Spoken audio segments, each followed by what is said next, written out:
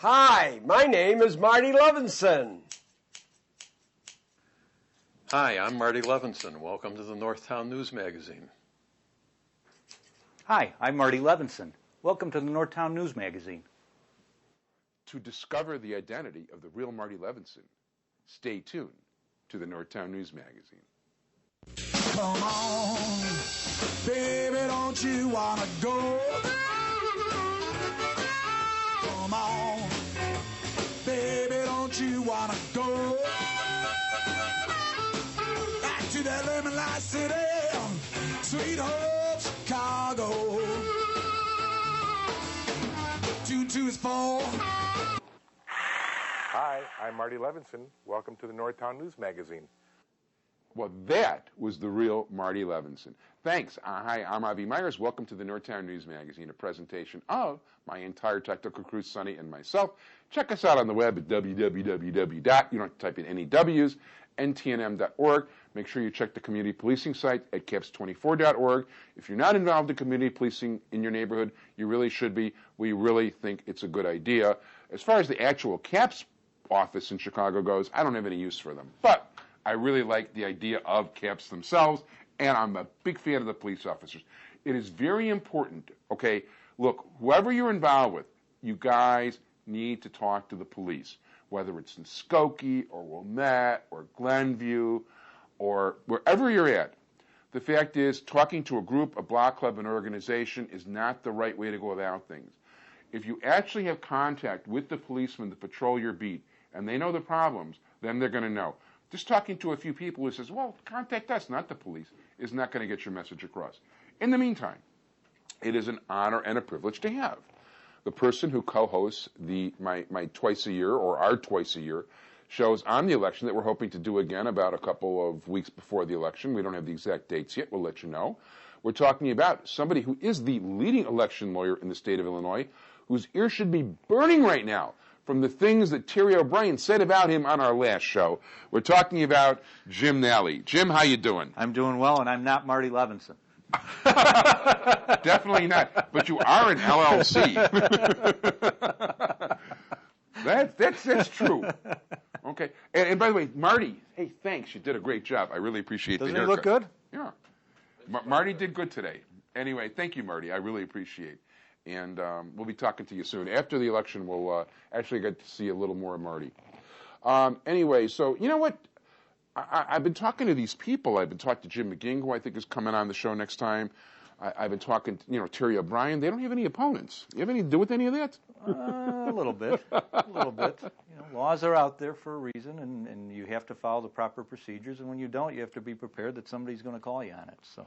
Well, the fact of the matter is, look. This is first of all, this is politics. We're not exactly talking, women's tea sandwiches at the, over at Marshall Fields on the 8th floor on a Tuesday afternoon. You're talking about if somebody actually doesn't have the credentials and files for office, doesn't have enough signatures, doesn't really, pass the laws of the state. So all of these guys, they don't. This is probably, they're very happy with you. Yeah, well, there are procedures, and what happened this last cycle is in many of the countywide or offices, or for instance, the Water Reclamation District, nobody ran in the Republican Party primary at all. Nobody went out and got the minimum number of signatures to get on the ballot, put their name out there, allow people to vote for them. So there's a procedure where any political party can fill vacancies when nobody's been nominated in their party primary, and but. The procedure has certain rules and notices and things like that that have to be sent out. And what the Republican Party did in this case, and the Democrats have screwed it up in other areas, so it's a bipartisan. Okay. The Democrats in Cook County generally have their act together, but other parts of the state, there are plenty of cases out there where the Democratic Party didn't get it right. But in this case, the Republican Party purportedly met with the proper committeemen and gave notice and allegedly had a meeting where all the committeemen had notice and showed up and voted for who they wanted to fill these vacancies. It didn't work out that way.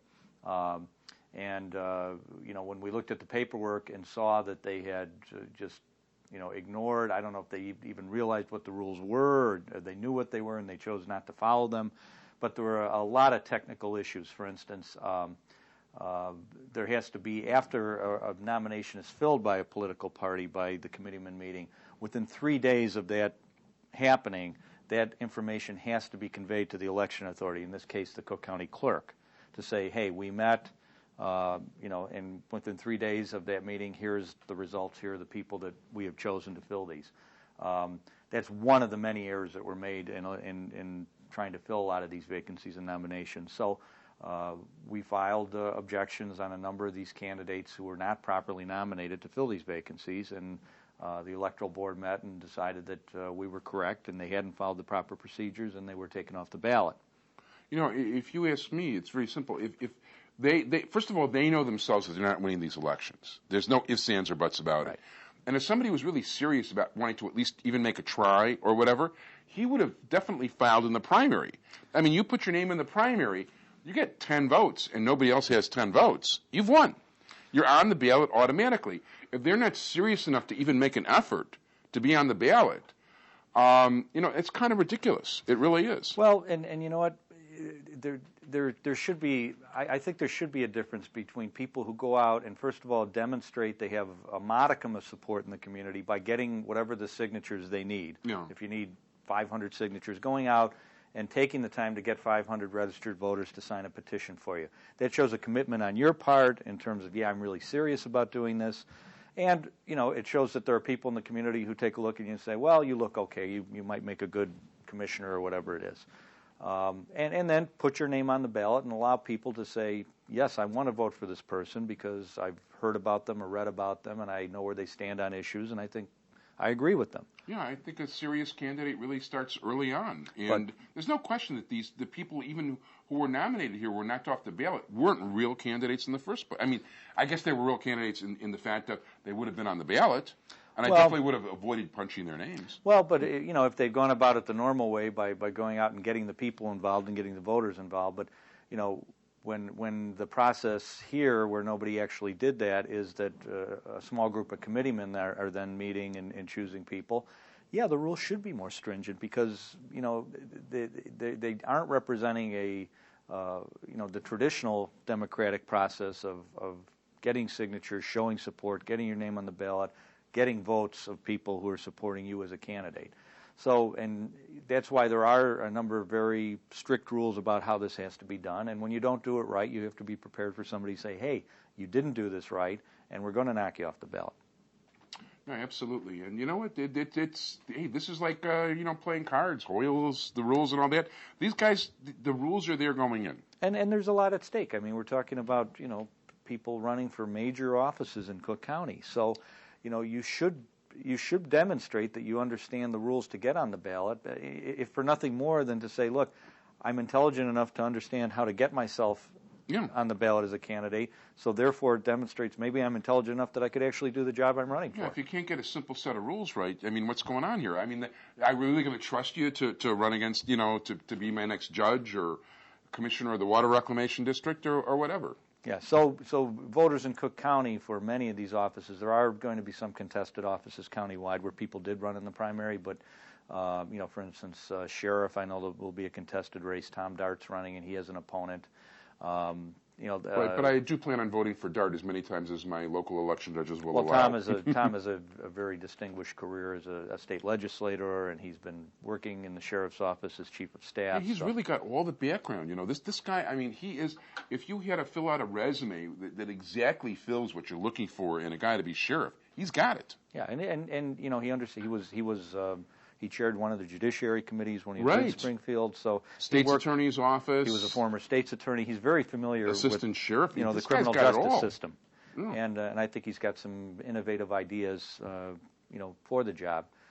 So that is one office, for instance, that somebody did run in the primary and there'll be an opponent. But thankfully, for a number of candidates now, they won't have opponents. Right. By the way, just so the public knows, I mean, in the next set of shows we're going to be filming.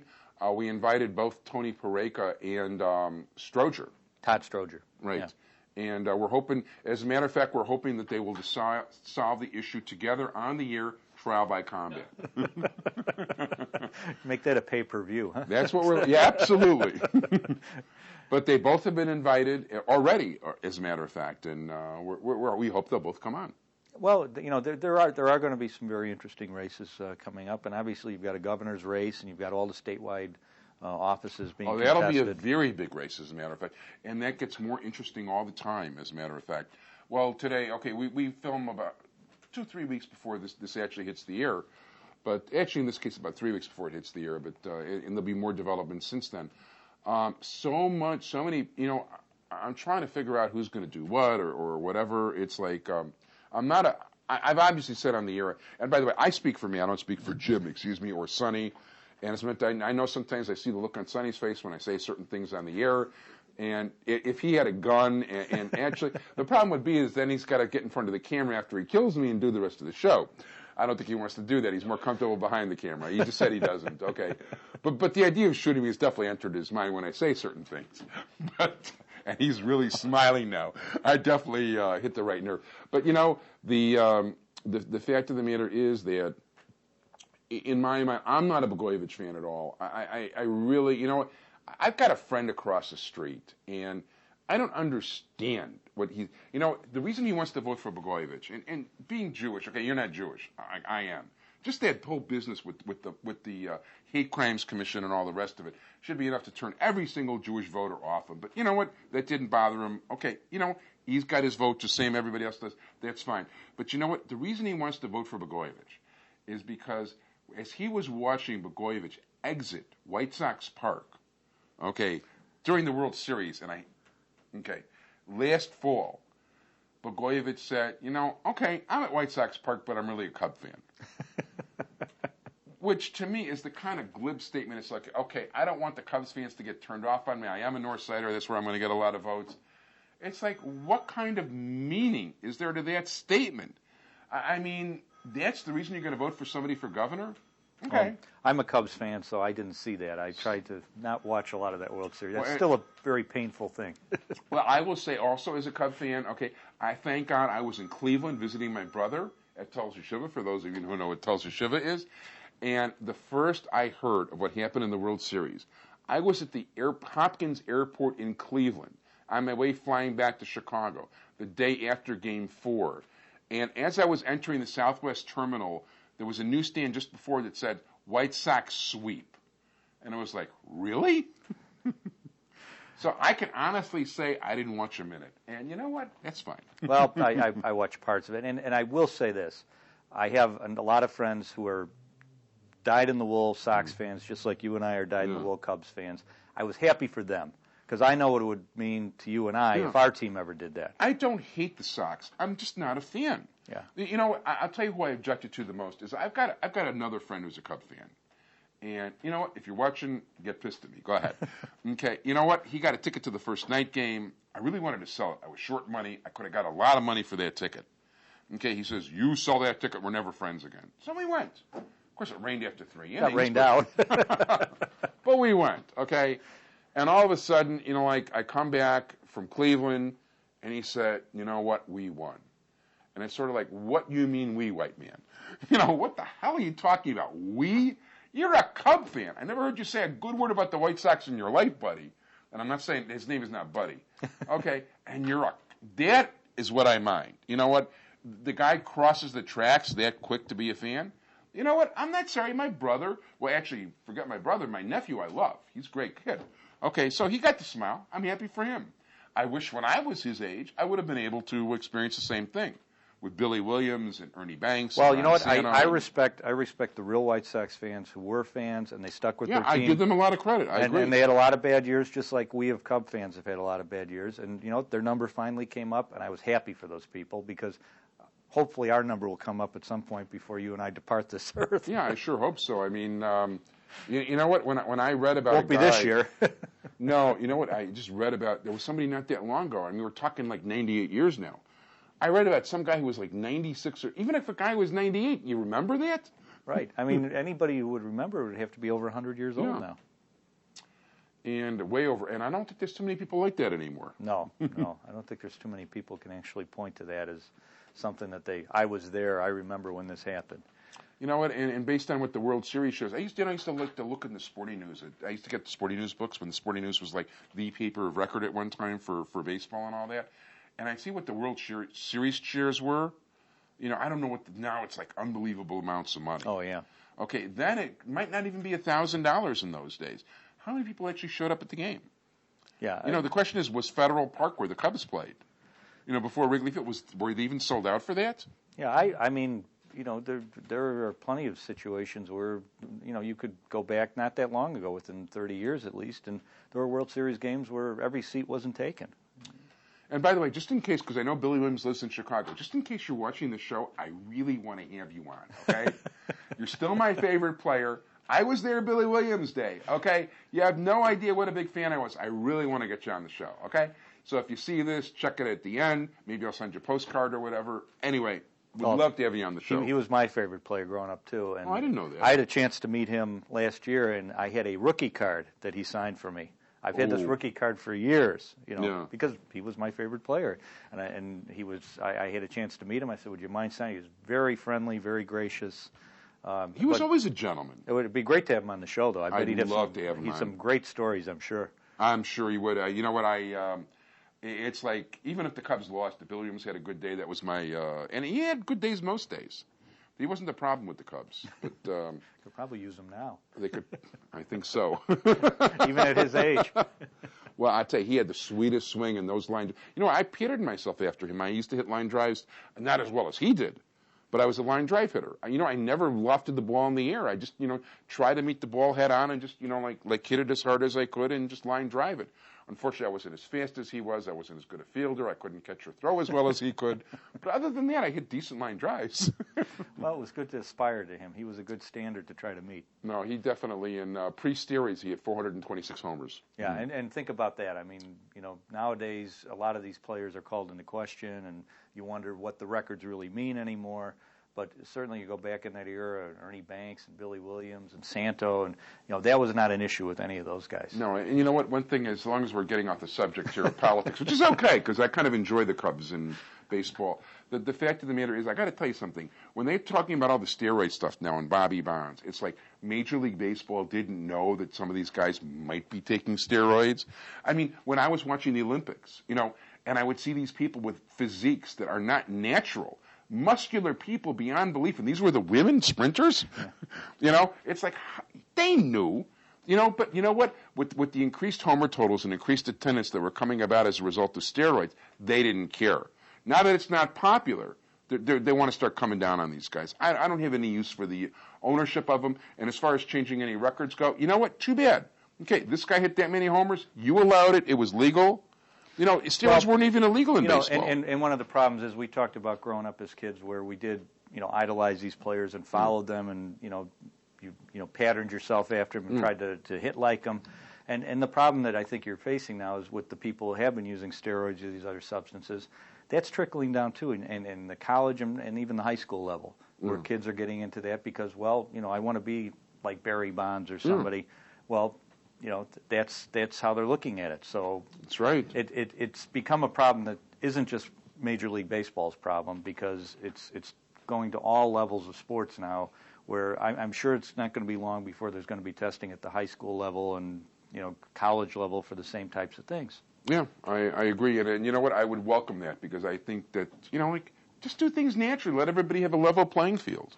Yeah, it's the same game. You know, you're hitting with the same bats and you're playing with the same gloves, and you know, as long as everybody has the same tools, let everybody compete and let the best person win. You know, I used to like the Olympics. I used to like track and field, but not when they're all freaks. Not when they're not human anymore. I can't even. Well, wrestling is another story. We're not going to talk about wrestling.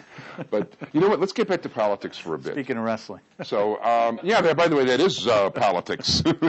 And almost as honest as wrestling. Well, another interesting thing will be to see how the election authorities have responded to the many problems that occurred in the primary.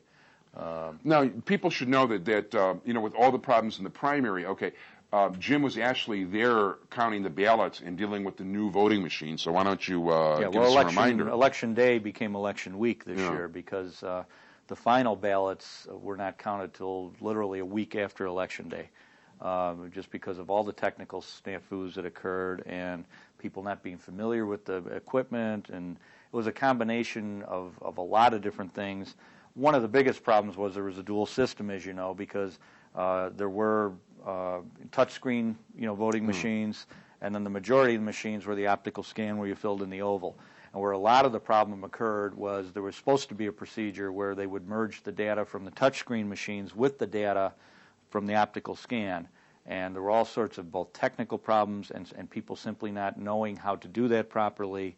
And that's what caused everything to snowball, where on election night there were still hundreds and hundreds of precincts not counted. And people were used to a very instantaneous result. I mean, with the punch cards, they had it down to a system with there'd be a modem in the each precinct and a wireless transmitter. So as soon as the data was all the votes were counted, that data was transmitted via a wireless modem. And the last 3-4 elections, I think everybody got used to by 9 o'clock or so, you pretty much knew the outcome. Actually, you sure did. And that was even late sometimes. Yeah, I mean, it wasn't fun election night. Consistently, they were getting, 95% of the count in by no later than 9:30 or 10 o'clock. And, all of a sudden this election night, it's 11 o'clock, it's midnight, and there's still hundreds and hundreds of precincts unreported. Yeah, as a matter of fact, we were over at our mutual friend Terry O'Brien's victory party. And you got called out, and you had to go to the south side that night. If I'm not well, I had to mistaken. go down actually to the county building, and the county clerk's office and the board of elections, and then following that, then we spent time in the warehouses counting all the precincts that had not been properly counted. And you spent about 2 weeks over there? Or? Yeah, it was about a good week and a half to 2 weeks Wow. before everything kind of came together. So I guess it was a good learning experience. I guess. The good thing was the turnout this election was only overall maybe about 25%. Now, November, I'm sure turnout's going to be double that and better. So I hope so. Yeah, it definitely will be. And so I think it's very important. I know the election authorities have been working on it since last March in terms of making sure that those things aren't going to happen again. One of the things they're going to be doing is they're going to make sure each precinct, the last time around, a number of the precincts shared the touchscreen machines. Yeah. Each precinct will have its own this time around. Oh. So it will make it easier in terms of not trying to have to spread that out among a number of precincts. There's also been some changes in the law, which now, early voting took place for the first time this last election cycle, and we're going to have early voting again, where you'll be able to go to a polling station. Oh, I'm glad you're the first person on the show mentioning this. Yeah. Okay. And I think this early voting is really the wave of the future. I think I like it. When people get more comfortable with it and just know that it's out there. I think the last time many people didn't realize that it was an option they had. But in the states that have had it now for a number of years, better 65% of the total vote is cast on early votes. So wow. This time around, people have that opportunity again. So that's going to, last time it was like at parks and things like that, right. Libraries? And yeah, the city of Chicago designated about 25 locations throughout the city where you could early vote. And you didn't have to go to the one in your own neighborhood. For instance, if you live on the north side and there happens to be one close to where you work on the south side, you could go over on your lunch hour there and just present proper identification, and they could get you the proper ballot for your precinct on the north side. Right, so you could vote for all your local candidates on the south, on the northeast side at the southwest side. Right. Okay, and that works. And that works, and that generally the early voting worked fine. One of the problems is the way they attempted to count the early votes was they tried to send the data, the votes on the early votes, out to each individual precinct then, and then those were supposed to be melded in with the rest of the votes that were cast on Election Day. And this year, the legislature has made some changes that will allow the election authorities to centrally count all those votes. Oh. So that will be hopefully one less thing that goes out to all the judges who are tired and put in a very long day. So they won't have to count those extra votes from the secondary thing. So, but how will you, well, first of all, you can't predict because it hasn't happened yet. But hopefully, Orr and his guys have their act. David Orr, the county clerk, has his act together a little more. And is this gonna? You think we're going to actually have the results election night this year? We're not holding you to it. I think so. I think. I mean, I've talked to people at both the clerk's office and the Chicago Board of Elections, and they're taking this very seriously. And obviously, it was a black eye for everybody. Now, in their defense, they really were instituting 2 new systems, because we had the punch cards, as you know, for many years. And this time around, we were switching over both to the optical scan and the touchscreen at the same time. So that was probably a little more ambitious than, in retrospect, it should have been done. Right, but that's the new thing's messing up. Now, I will tell you, and I was kind of a skeptic on the touchscreen. I thought there could be a lot more technical problems, or people who know how to work it right. But one of the requirements that both the county clerk and the Chicago board had for their touchscreens is that there had to be a paper record. So anybody who voted on the touchscreen, touched the candidates, that the names of the candidates that they were interested in voting on. Then at the end, it did print out a receipt that was displayed under glass, so you could verify, yeah, I voted for this person for governor, and that's what it shows on the receipt. And you could go down your whole ballot, literally, and verify that it got it right. I like that very much, by the way. And I will tell you, as part of the recount, the count, and then the recount after the March primary, I paid particular attention to the touchscreens because, again, I was skeptical. Did the program work properly? Could somebody have touched the name of a candidate, and because of a programming error or something, it registered for a different one?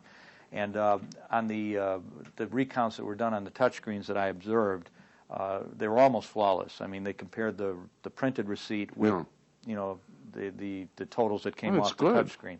So I think when the touchscreens finally they get a few more of the bugs worked out, that's probably what is going to be there 5 or 10 years from now. That's the way we're all going to be voting. Yeah, I like that idea. I mean, even for the TV show, I'm sending everybody emails now. I used to send faxes, but everything's email and everything's becoming more electronic. And by the way, if you go to ntnm.org or avyme@ureach.com or comcast.net, AVY, okay, I'll put you on the mailing list. We'll send you the email list. You'll get a weekly notice of what's going on and the whole thing, and you get to see a color picture of Jim Nally. You don't have to look. Okay. But, it's whatever. The fact of the matter is we'll be more than happy to keep you attuned to things. We're also doing, in case you're in the 24th District, particularly in B2412 or even Sunny's Beat, hey, you can write us too, and we'll be more than happy to put you, because we do send out email lists. And as a matter of fact, if it was more timely, I'd really, because we're going to court with, there's be a lot of court watch people against Talmud Realty next week, which is a whole topic that maybe on a different occasion we'll get into. But we want to see responsible landlords in this neighborhood who are taking good care of their buildings. And we hope that that's what's going to be with these guys in the future. So we'll go from there. But in the meantime, Mickey's hands are starting to get there. So, and I'm not Mickey, and I don't mean Mickey Mantle either. So, although Terry sent me a really interesting email about Mickey Mantle, I'll tell you about that after the show. Okay. But in any event, it is a pleasure and privilege to have, as our guest, James P. Nally, LLC. Okay, first of all, our resident jack of all trades expert, as well as our election expert, and in my opinion, the leading election lawyer in the state of Illinois. And Jim, if people want to contact you, who can they call? Or they can call you, but... Well, my number is 312-422-5560. 312-422-5560. I want to thank my entire technical crew, Sonny Hersh. I want to urge all of you to check our website at ntnm.org. Check community policing at caps24.org. Remember, it's going to be a brand new show every week until the election, or through, after the election, maybe we'll throw a repeat or two, probably have a new show or two. And also, we want to urge you to start being tuned a couple weeks before the election. Approximately, we'll have a live show on a Sunday beforehand. We're going to have all political candidates pretty much, or expert analysts like Jim. Thank you so much for joining us, and a special thanks to Marty Levinson for this great haircut. Marty, I can't tell you how much I appreciate it. Thanks again, Sonny Hersh. Thank you all for watching, everybody. Jim, thank you so much. Thanks for having me on again. My pleasure, and bye-bye, everybody.